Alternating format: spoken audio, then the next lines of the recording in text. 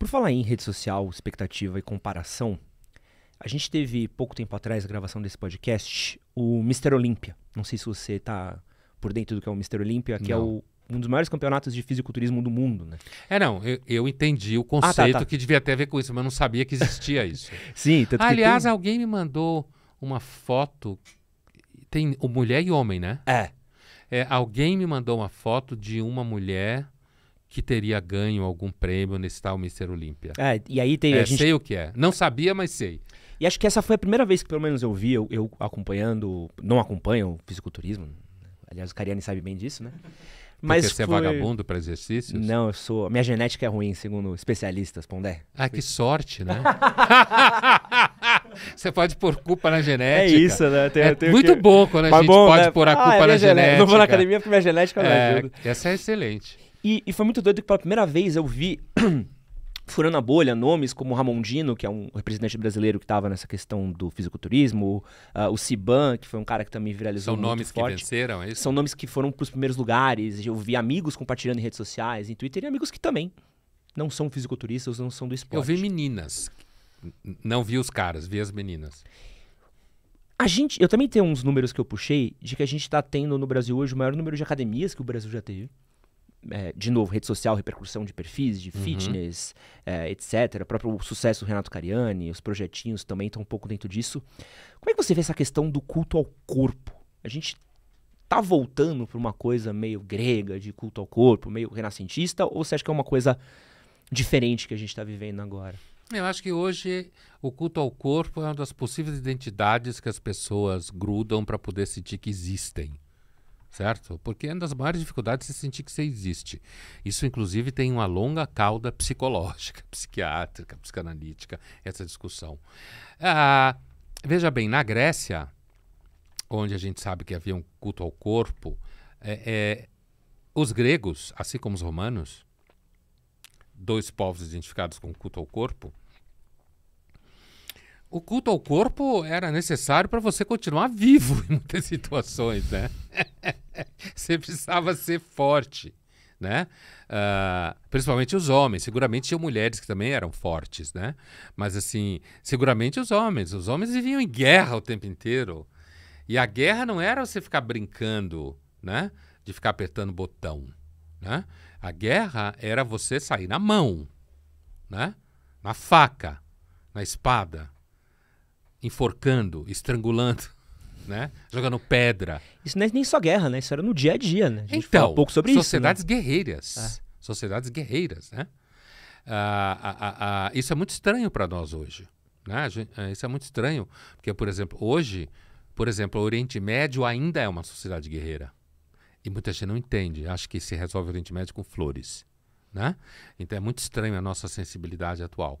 Mas assim, então eu não acho que dá para comparar. Não há dúvida que os gregos inventaram as Olimpíadas, né? Que para um grego, entre os gregos havia sim, assim como havia nos gladiadores romanos, mas os gregos isso não implicava necessariamente em morte, havia as Olimpíadas que eram aquele momento dos exercícios físicos, digamos assim, em que os gregos queriam se igualar aos deuses. Por isso o nome Olimpíadas. Olímpia, Mr. Olímpia também não... O Mr. Olímpia é um descendente direto desse termo. Por quê? Porque o Olimpo era o monte onde viviam os deuses. Daí o nome Olimpíadas. Né? Quer dizer, era o momento em que os mortais queriam se igualar aos deuses. E os gregos assistiam isso. Os gregos inventaram um teatro no Ocidente e inventaram isso. As pessoas iam assistir, elas torciam.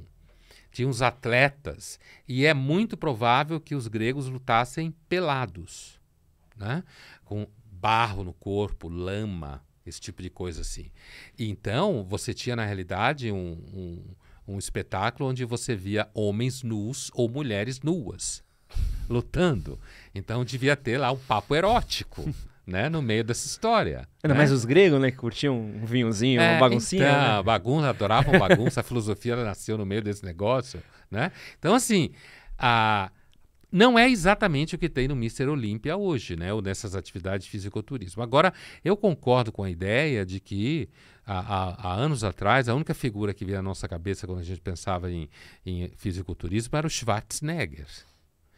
E era visto como uma coisa meio colateral.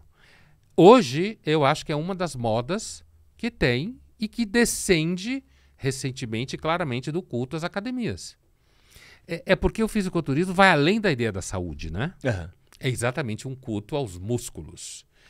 É isso que está sendo cultuado no fisiculturismo. Para os gregos, quando você entra, por exemplo, quando você pensa, por exemplo, no Platão, né?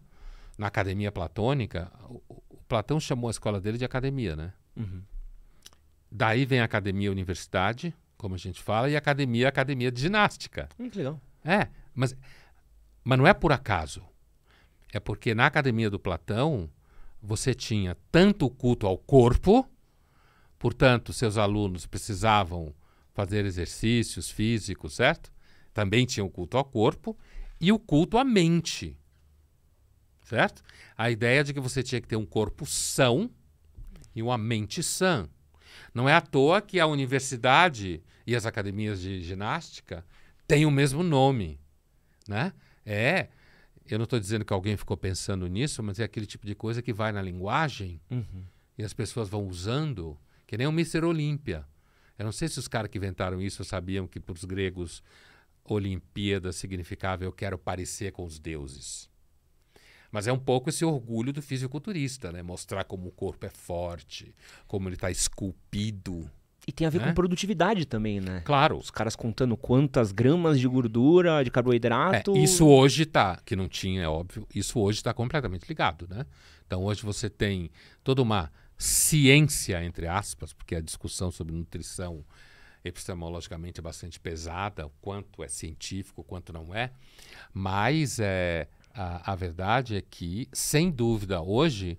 Ginástica está associada a quanto você come, seu tipo de café da manhã, quantas horas entre uma refeição e outra, proteína, gordura, carboidrato, tem toda uma parafernália que deixa você obcecado, né?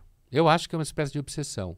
É um espaço onde a condição obsessiva básica dos Homo sapiens, alguns de nós são obsessivos, consegue brincar com a sua obsessão. Esse que você acabou de assistir foi um corte do nosso podcast com Pondé. Para assistir ao episódio completo, clica aqui do lado. Vou deixar um outro corte que com certeza você vai gostar. E não esquece de se inscrever no nosso canal. Valeu!